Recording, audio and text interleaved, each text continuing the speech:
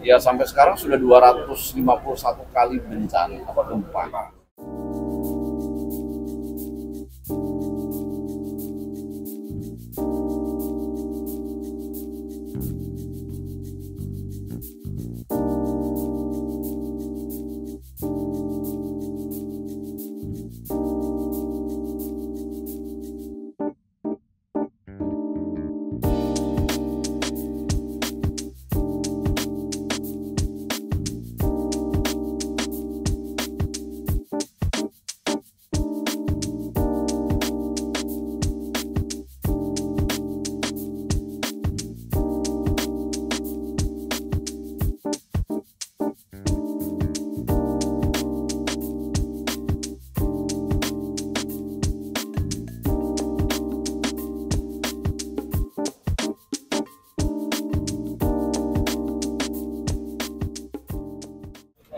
Hari ini, pagi ini, kami menindaklanjuti hasil pemantauan di lapangan terkait dengan gempa Tuban ya. Karena terlanjur namanya di pusat ini namanya gempa Tuban. Yang kita sampaikan gempa Tuban. Hari ini rapat koordinasi untuk membicarakan tindak lanjut penanganan kejadian gempa atau bencana itu. 3 daerah yang menetapkan status darurat. Hasil temuan di lapangan itu dirumuskan dalam langkah-langkah penanganan. Ini semuanya dalam rangka status tanggap darurat. Status tanggap darurat, kita sepakat bahwa kebutuhan dasar daripada masyarakat terdampak, makan, minum, sanitasi, kesehatan, dan sebagainya, itu harus betul-betul terpenuhi. Bahkan di samping pemerintah yang resmi juga ada dari perusahaan. Intinya di tanggap darurat sekarang ini kita sepakat semua meyakinkan bahwa kebutuhan dasar dari para masyarakat terdampak ini betul-betul terpenuhi. Kemudian setelah itu terpenuhi, kita memastikan tahap berikutnya, yaitu transisi tanggap darurat.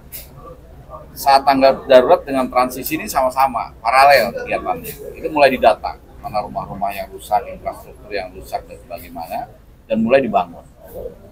Dan untuk mempercepat proses itu, BNPB juga mengirimkan tim, dan tadi sepakat juga Korem juga akan menunjuk salah satu perwiranya untuk membantu, dan Polres juga untuk menjadi komandan Satgas di Pulau Bawean.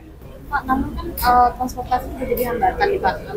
Masih banyak yang belum sampai nih para bantuan buat masyarakat di Bawean. Itu gimana Pak? Apa percepatan yang bisa dilakukan untuk supaya Ya, kan kita lihat evaluasi dengan posko itu ya. Kan bahan makanannya, bahan bangunan dan segala macam itu bisa menghambat nggak? Tapi untuk saat ini untuk bahan makanan ke masyarakat kan enggak.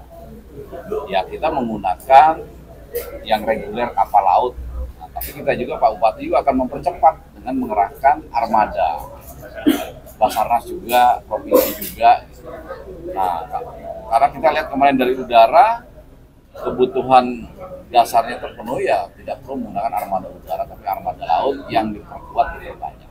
artinya prioritasnya untuk logistik makanan dulu gitu ya Pak? Ya, yang sekarang kebutuhan dasar, makan, minum, sanitasi, ya, kesehatan itu harus benar-benar terjamin. Begitu itu udah selesai baru yang tadi saya katakan tadi, ya, mulai membangun rumah-rumah yang rusak maupun infrastruktur yang rusak.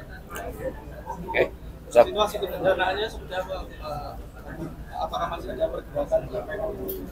Ya sampai sekarang sudah 251 kali bencana gempa. Nah, kalau kita lihat 251 kali ya pasti masih ada, tapi berdasarkan pengalaman gempa-gempa di tempat lain dan sebelumnya, makin kesini makin kecil trennya. Sehingga mungkin sekarang yang 250 ini sudah nggak begitu terasa masyarakat, karena sudah 2, skala Richter 1, Sampai ada yang direlokasi. Kelihatannya kemarin dari pemantauan sementara ya di Bawean tidak perlu ada yang direlokasi, tapi kita nunggu, nanti kan akan asesmen terus. Pemerintah daerah akan melihat terus dari BMKG juga, dari Badan Geologi. Kalau memang itu rawan sekali ya, kalau memang harus direlokasi. Tapi sekarang belum kita putuskan lokasi. Jenderal, setelah meninjau ke lokasi kemarin, perkembangan pengungsi apa sudah ada yang balik ke rumah juga? Ya mereka kan tadinya terinformasi akan ada tsunami katanya dari hoak-hoak gitu. Jadi mereka takut, mereka mendirikan tenda-tenda di dekat rumahnya. Ya nggak apa-apa. Tapi mungkin dengan kemarin kita udah berikan penjelasan bahwa tidak ada kemungkinan tsunami, sebagian saya lihat sudah mulai kembali ke rumah.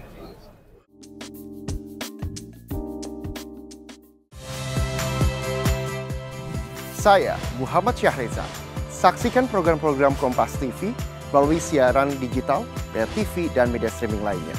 Kompas TV, independen, terpercaya.